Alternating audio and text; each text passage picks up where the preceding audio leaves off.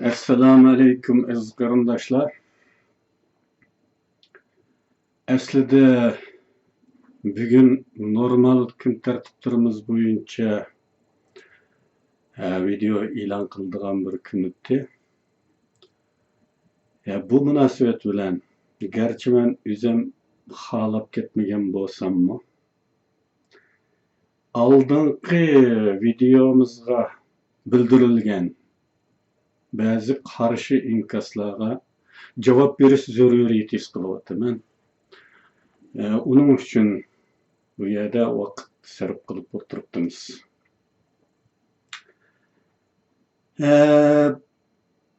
Bu bir hisobda yaxshidir, har ishda bir xayr bor deb, bu munosabat bilan o'tgandagi qarashlarimizda ba'zilar uchun qorong'u bo'lgan, tushuniksiz bo'lgan ba'zi taraflarni texmi aniqlikqa erishtiradigan bir fursatdir balki bu. Bu tarafi belki xayr. Onun için pek yapsınışkımı orayı yok dek buludu. Növbetteki vaziyetimiz şundak ki Xitaylar vatan içinde Uygurlarının işini püttüydük dep hesaplamakta. Ve hem de dikkatini sırtqı qartadigan basqıçqa kelganligi haqida ma'lumotlar o'tirg'i chiqmoqda. Sirtdagi o'qituvchilarni tozalash Xitayning osonligidan qilayotgan bir ishmi emas. Bundaq ishni boshqa har qanday mustabid hokimiyatlar qilib kelayotgan bir ish. Masalan, Stalin Trotskyni Meksikadan izlab tepib suiqasd bilan o'ldirgan.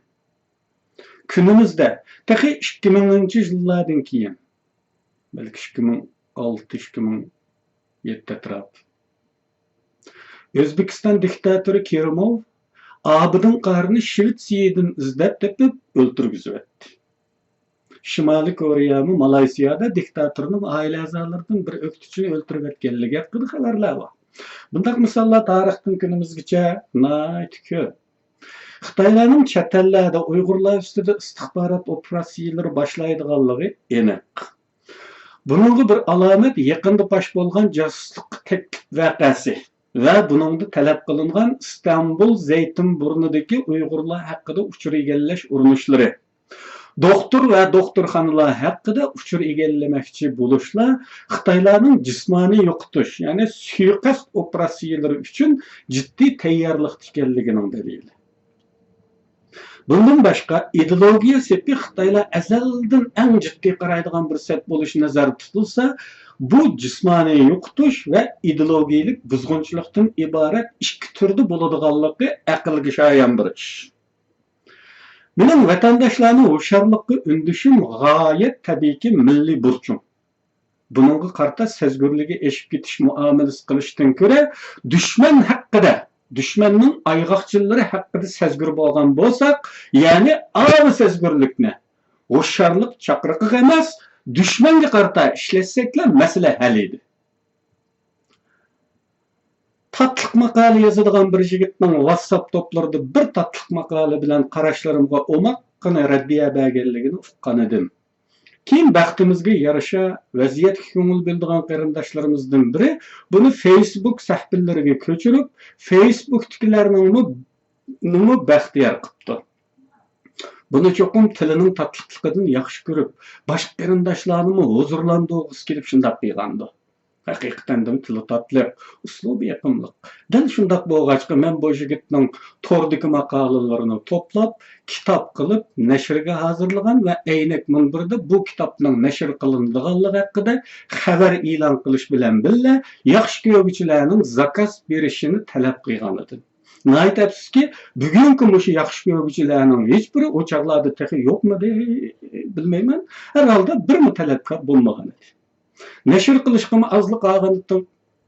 Yaxşı gördüğanlığım rast bulmasa az kem 800 betlik bir kitapqa aylarca vaqt sərf qilishim mümkün müdü? Ustaz desem, mana muşundaq yetişken yaşlarını dese tazı cahil iş buludu. Üzümün netçe üniversitet bitirgen, sistemlik terbiye görgen, bir netçe türlü mutaxassis. Mendek 3. sınıfını çalarak bitirgen adam onun aldığı hiçbir şey alam da. Şuna bana kelgende mening ana shunday ustoz, mashhur falan degandek ashur musibatlarga reaksiyamni aynak munbiriga bultularda qo'yilgan ulug'liq krizisi nomli maqolamdan ko'rsanglarlam qanoat topalaysizlar. Endi kelayli mana shu haqiqiy ustoz salohiyatiga loyiq yosh yigitning inkosiga. Rastdan desem ko'nglimni yerim qiyg'ini bu ustozning mening nima demoqchi bo'lganimni tushunmagan yoki tushunmagandek bo'lib olishi. Tushunmadi deyishga tilim bormag'achqa tushunmagandek bo'lib olishi dedim. Buning uchunmi tafsirotga ketmay yana. Ya'ni tushunmagudek giri odamlardan bo'lmasa deyman-da. Chunki men u da'vatdan gumonxo'rlik haqida tamoman o'xshash fikrda. Ya'ni gumonxo'rlikning yomonligini tasvirlashni mayona qo'yib beradigan bo'lsam, men buni bekchiq tarafdan sharhlashim mumkin. Diniy jihatdan bir muncha hadislarni misol qilishim mumkin. Lekin bilasizlar, islom bek realistdan bo'lganligi, hayot qonuniyatlari, turmush qonuniyatlarini bekmi diqqatga olgan, hayotning tarziga eng uyg'un prinsip qo'ygan bir din bo'lishligi bilan uningda qetib qolgan dogma fatvolar yo'q. Dal aksicha zaman va makonning shartlari tufayli sifat o'zgarish qilib eng to'g'ri bo'lganini buyuruydi. Masalan, beddua qilish gunoh, ammo dushmanga beddua qilishga bo'ladi. G'iybat qilish gunoh, ammo dushmanning yomon gapini qilishga bo'ladi. Cho'chqa go'shi harom, ammo ma'lum zaman yoki makonda boshqa tanlash imkoni bo'lmaganda hayotni saqlab qolish uchun halol qilinadi. Normal hayotda düşman deb jazmlashtirishga bo'lmaydigan badaxloq bir odam, aldamchi, qo'ymichi birsi bor. Bir mo'min qarindishimiz bilan birlikda sherik tijoratga joblanayotganligini anglab qolgan bo'lsak, bu odamning xuy-fe'ldagi alohidliklardan al qarindishimizni ogohlantirib qo'ygan bo'lsak, albatta bu g'iybat hisoblanmaydi. Shundaqla jamoatga ziyni keladigan ishlarda ba'zi odamlarning qilmish etmishlarini çavusunu çıtqı yeyiş türüdeki aşkarlaşma bu türdün. Hem de üzümüzün gibiga aşı gumanxorluq meselesi geleydi. Bu hukum burmulaşma yoki rastalı düşenmey qilishmi? Nasriddin efendim öyde üzükünü juttirib etkende tepishqa asarraq deb ko'chadan izdigan emasmidi? Shuningdek, raddiya berishga osonlik yaratish uchun avval hukmni mujmallashtirish, andin buning asosan tanqid elib berishning qulayliklari bo'ladi emasmi? Nim bo'lsa shudir, bo'g'liq bo'lgan ekan, endi aniqlik berishga to'g'ri keldi. Oldi bilan hukm haqida aniqlik bergandan keyin andin nima uchun gunohxo'rroq bo'lishimizning zaruriyat ekanligini misollar bilan yoritishga tirishaman.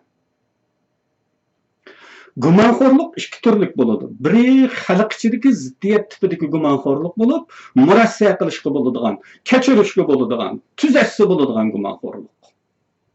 Yana biri do'st dushman orasidagi ziddiyat tipida bo'lib, murassa qilg'ili bo'lmaydi.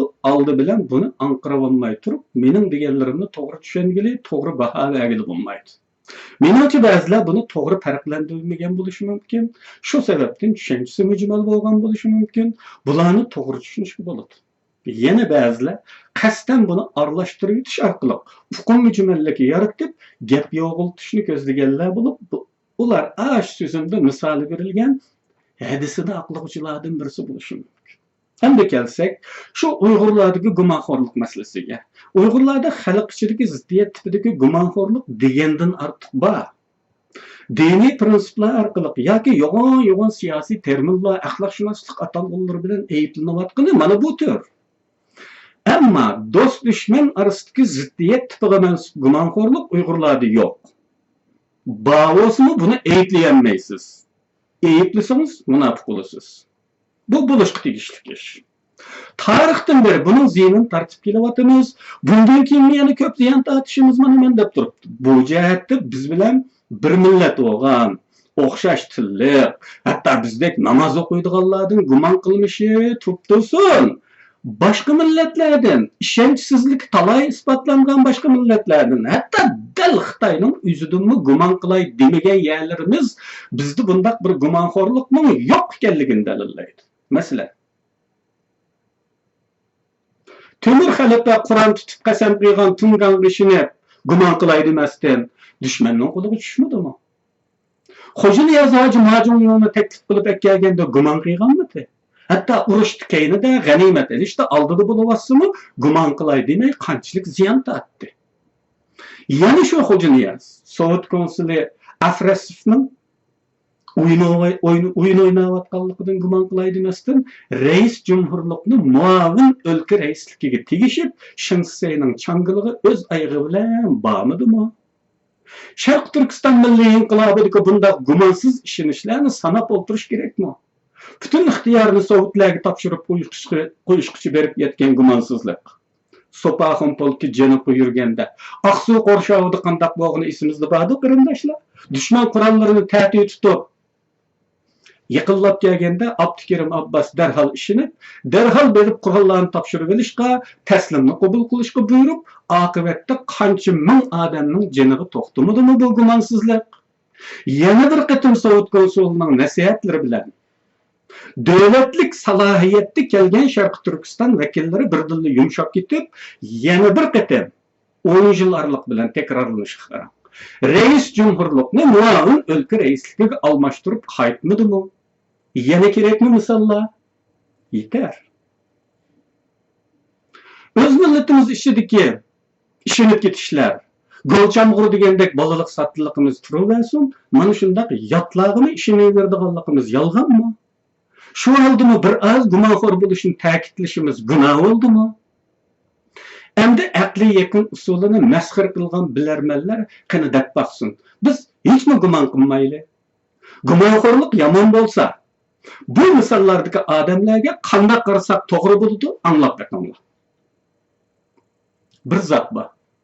O'zi vatandan chiqib, ma'lum davlatda Birlashgan Millatlar Tashkilotiga murojaat qilgan. Murojaat qilish vaji sifatida qo'lida bir tutish buyrug'i bor. Shapigirabda besilgan bir varaq. İsim o'rni asli bo'sh qoldirilgan bo'lib, ism qalam bilan to'ldirilgan. Tabiiyki, mushu zotning ismi. Murojaati qabul bo'lgandan keyin Oqiston bollari vatandan chiqib, oila jam bo'ldi. Keyin 3 jon ma'lum davlatning qabuli bilan shu davlatga berib o'ltiraqlashdi. Bu zot siyosiy panoh tilagan bo'lishib qaramay, bu davlatga kelgandan keyin Xitoy pasportini yenilaydi. Xitoy konsulxonasi bilan yaxshi yutishdi. Buningga misollar, konsulxona xodimlari uyiga so'rab keldi.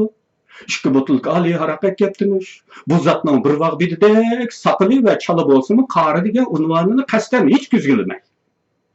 Bu zot bo'lsa, bu sharaf mehmonlari uchun cho'chir yetib berdi.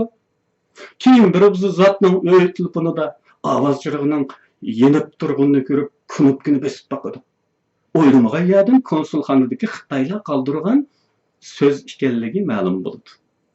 Yana bir qatimda konsulxonani chaqirishi bilan Xitoy konsulxonasiga berib, ma'lum bir Xitoy bayram faoliyatiga qatnashib keldi.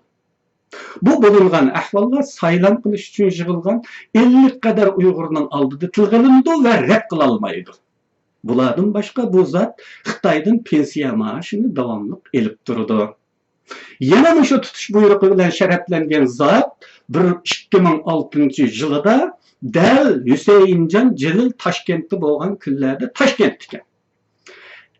Haqqida tutish buyrug'i bo'lmagan Hüseyinjon Jalil tutqun qilinib Xitoyga berildi. Ammo tutish buyrug'i bilan izdilayotgan bu zot Toshkentda muhim xatarga uchramay qaytib keldi. Endi gumonsirashning xatarlari, balolari, qazolari haqida so'zluguvchilardan so'raydiganim shu. Bu zotga ishonishimiz kerakmi, yo'q? Ishonsak, qaysi mantiqlarga asosan ishonamiz? Buni ba'zilar meni ichimonlikda aytlishi mumkin. Chunki bunday aytlashlar burun bo'lgan. Qani sizning ishimiz yaxshi bo'lgandan bir nima deb baqing? Ishonaylikmi? Gumonxo'rlikning ittifoqligimizga daxli yetkazishidan ansirguchilarga deb qo'yayki, bu zotning ham tovoqlari, soliklari, do'stlari meningkidan ko'p. Hech kim uni tashlab o'tgani yo'q. Buningga nima desak bo'ladi? Uning do'stlarining bu turga kirgizish kerakmi yoki bexastalik, uyg'urchilik deymizmi? Bu zot mana shunday sifatlari bilan davomli inqilob qilib, saylovlarni qizitib, ya'ni pul xajlab aramizda yuribdi. Ikkinchi misol. Yana bir hukumishlik zot bor. Vatanda Xitoyning kimligimizga qaratgan yo'qotish xarakterlik siyosatlariga maydon o'qib qarshi ish tutdi. Jamoatning nazarida qahramonga aylandi. Jamiy Uyg'urcha qalbidan suydi. Xitoylar bu zotni qo'lga oldi. Uning turmuga qamlashi bilan xalqning sevgisi nechqa qilindi. öz balasını haraq içishdan tosqan dadini ki bu mu 13 yılının aldıdaki tosuş bulup konu hesapken 10 yıllık qamaq hüküm kılgan Xitaylar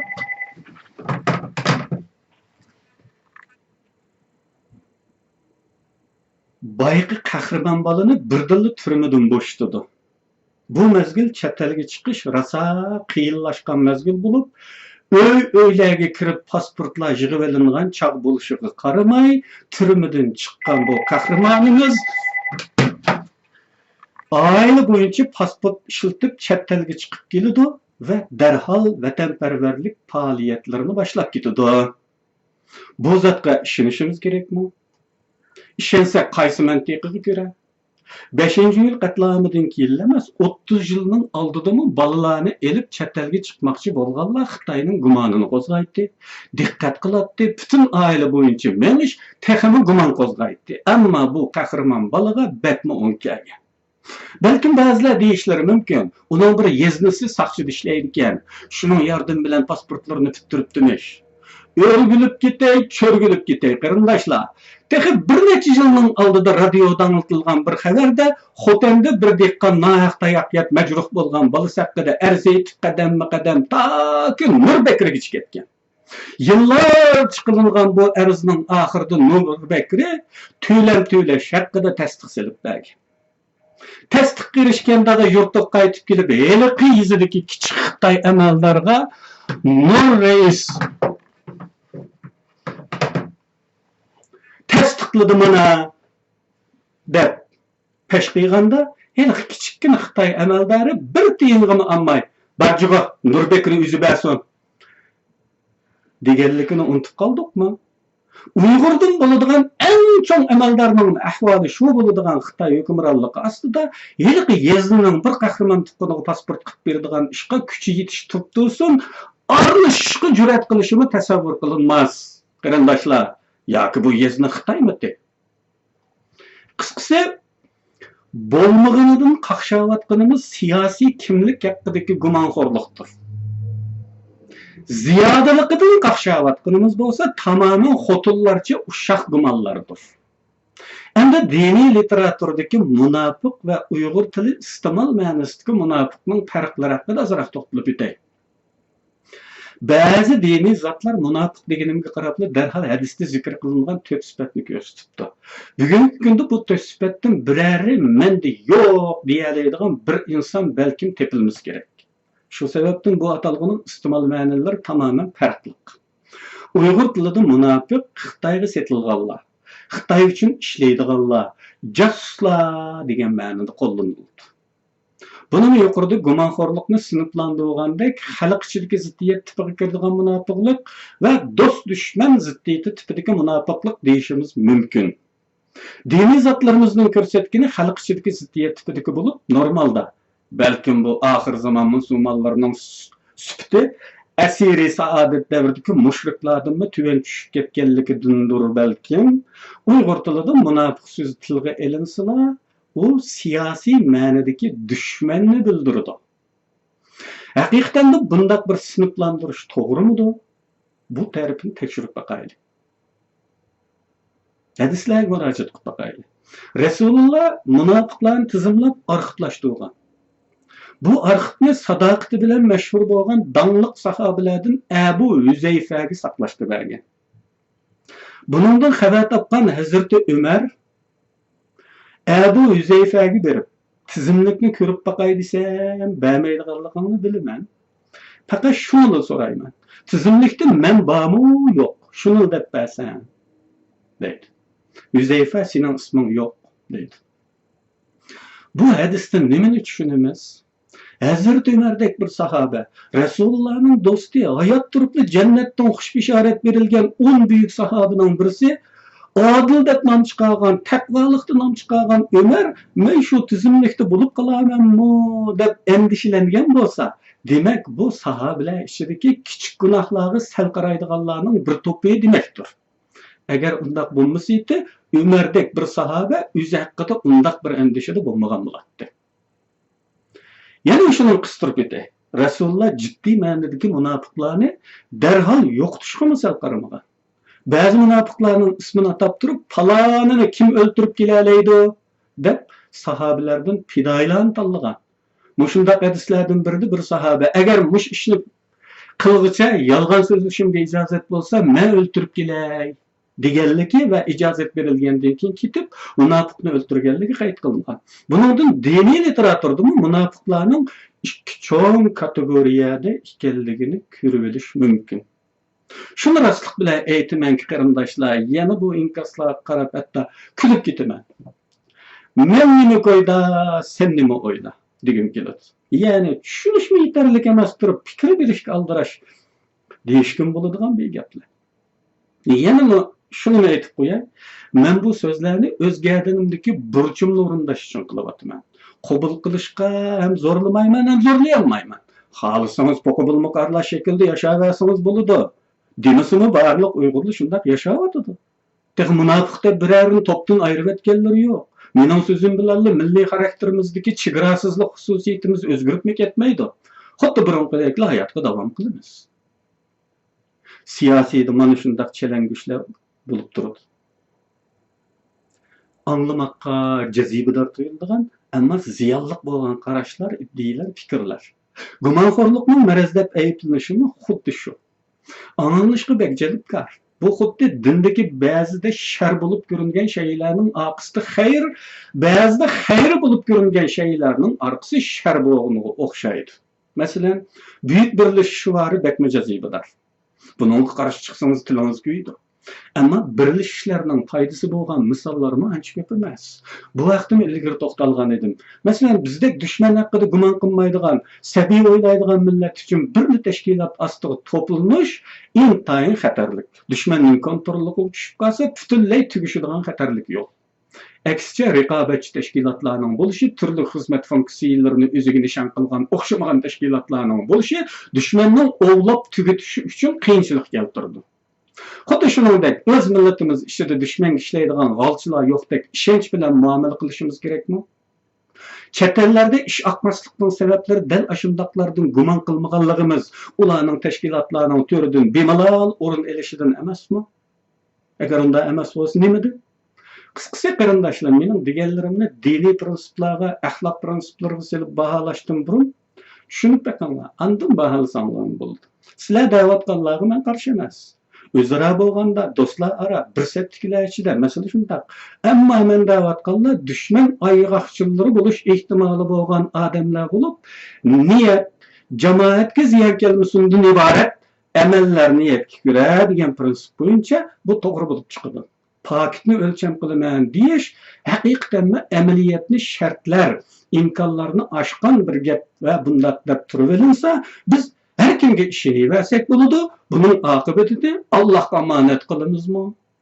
Tüygünü çıngrak bağlamayla Allah'a emanet kıysak buluveremdi. Bulanımı oylaprak yap kıysak.